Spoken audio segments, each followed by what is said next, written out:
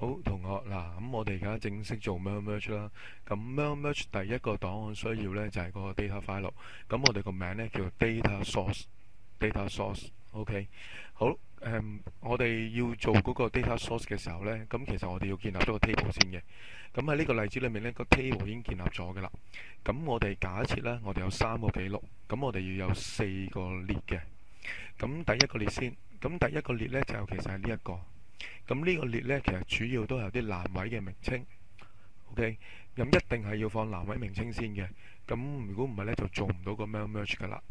咁有啲位要留意啦，同學嗱，記得打完每一個資料後面呢，千祈唔好拍任何嘅 enter，或者唔好撳任何嘅 space bar 俾佢，OK。如果唔係呢，個 merge 呢就會去到封信嘅時候呢，就會有走位嘅情況嘅。咁譬如好簡單啦，我哋嗰個收件人嘅嗰個稱呼啦，咁其實我哋都會分開3個欄去處理嘅。有個 title 啦，稱謂啦，有個 last name 佢個姓，first name 佢個名。地址呢，一般嚟講呢，我哋都分3至4個欄去處理㗎啦。OK，好，跟住啦，呢3個呢就每次都唔同嘅，咁基本上就根據翻嗰封信嘅內容啦而去釐定嘅。